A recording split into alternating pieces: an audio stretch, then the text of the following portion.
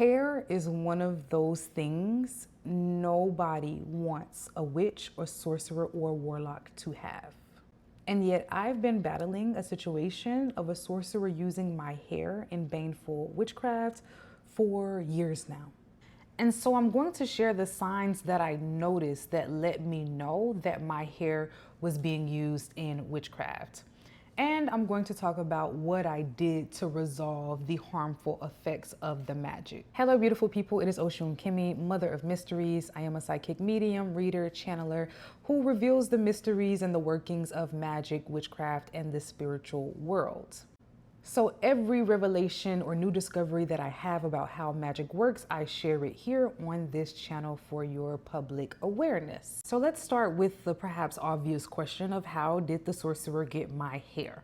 And so my hair was gotten through a ritual process known as a crowning, where when you are crowned in the Ifa or Santeria religious tradition, one of the things that occurs is that your hair is cut. Our hair is one of the most spiritually rich sources that we have, which means that if someone gets access to our hair, they get access to our spiritual power.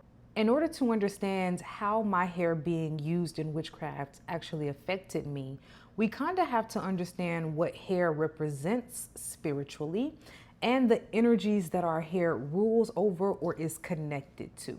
And so obviously the hair is connected to the energy of the head. And the head rules over things like our psychic vision, so third eye things, crown chakra things, dreams, our destiny, because our destiny is also associated with the energy of the head. The head also rules over our thinking process, so our mental and cognitive abilities are also connected to the head.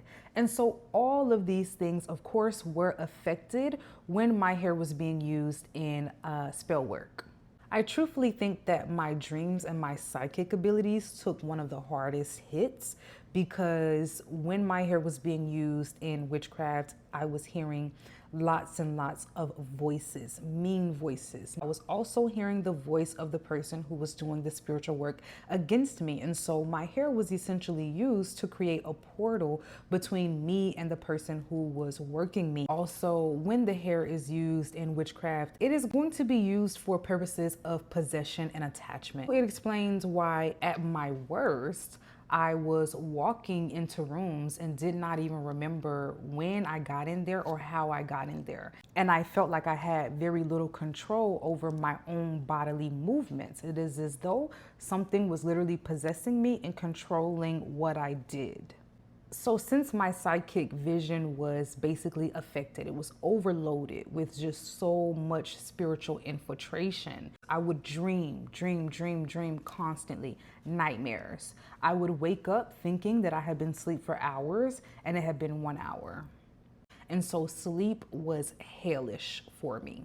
So obviously at this point, my mind, my third eye just feels very unstable. Like I had no control over what I was thinking or what I was seeing in my third eye. And so one of the things that I began to do to deal with my hair being used in spell work was keep my hair cut very low.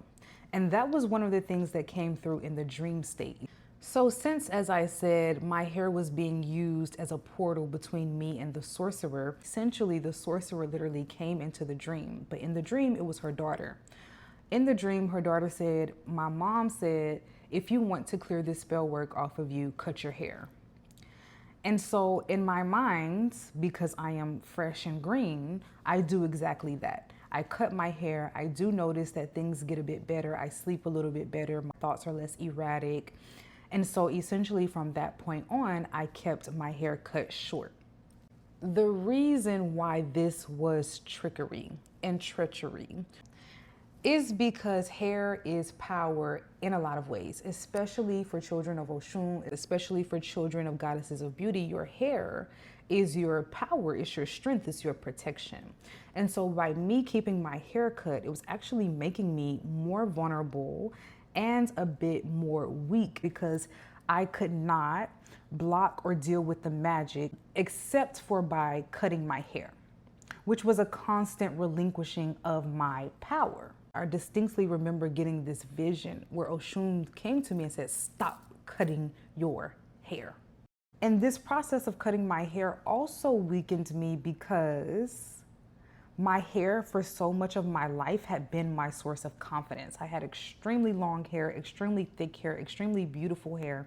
And so when I got on the internet and I had a lot of people commenting on me wearing wigs, it was just a testament as to how people did not understand how treacherous witchcraft can really be, because the only reason why I was wearing wigs was because I was fighting hair magic, right?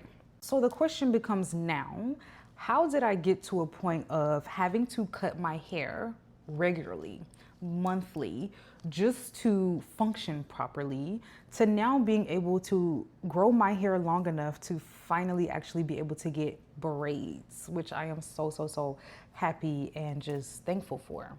So part of what I had to begin to do is lose fear. Much of our battle with witchcraft is a battle with fear.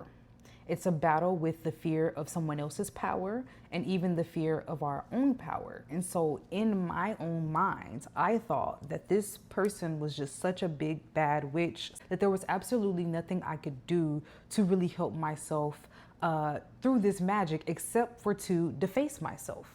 And so once I began to get fed up and get upset and say, look, there has to be another way, that built up my momentum, that built up my power. So to be honest, becoming angry and becoming insistent on the fact that I must do something, I must be able to get my beauty back, is what helped me get stronger. I truthfully began to take my commitment to glamour seriously, because I didn't understand before that glamour was always my thing. Before I even knew glamour magic was a thing, before I even knew that there were spells that could be done to take someone's glamour or someone's beauty, I just knew that I loved to do my hair. I loved to smell good. I loved to keep myself upright. Now understanding myself as a daughter of particular goddesses, I understand why that was a necessity for me, because children of certain goddesses, your glamour is your protection. Point blank period. It's not vanity, it's power, it's protection. And so I had to get back into my natural element, because the magic was able to work so good against me because it was pulling me out my natural element, which is one of glamour and beauty. And so if the magic could get me to a point where I did not really want to be seen because I was bald, okay, I did not feel attractive, I did not feel beautiful. Because of all of these things, I was spiritually weak. If my power is in my beauty, my confidence, my alluring, my magnetism, and I don't have any of those things, I'm weak. And truthfully, if you are someone whose hair is being used in magic, you probably have a strong connection to glamour energy. People who have connections to glamour, the things that people want to take from you is going to be connected to your hair, your skin, your light. Those are going to be the things that come under attack. And so if any of those things are under attack, those are the things you double down on, because that's where your magic is. Anything related to glamour, rose is going to clear out everything. Any attacks on glamour, rose, use roses. And then any situation where you need cleansing or protection, basil is going to be your best friend. And so I think I'm going to close this video out here. Thank you so much for watching, for listening. If you have any questions, please feel free to drop them in the comments below. If you wish to have a one-on-one session with me to discuss any spiritual situation that may be happening in your life, there will be a link for that in the pinned comments. And there will also be a link to the Patreon where we just go so much more in depth on how to use herbs. We gather together for Wednesday workshops. There's a weekly lecture every week. I mean, everything that I do on the YouTube, I go 10 times harder on the Patreon.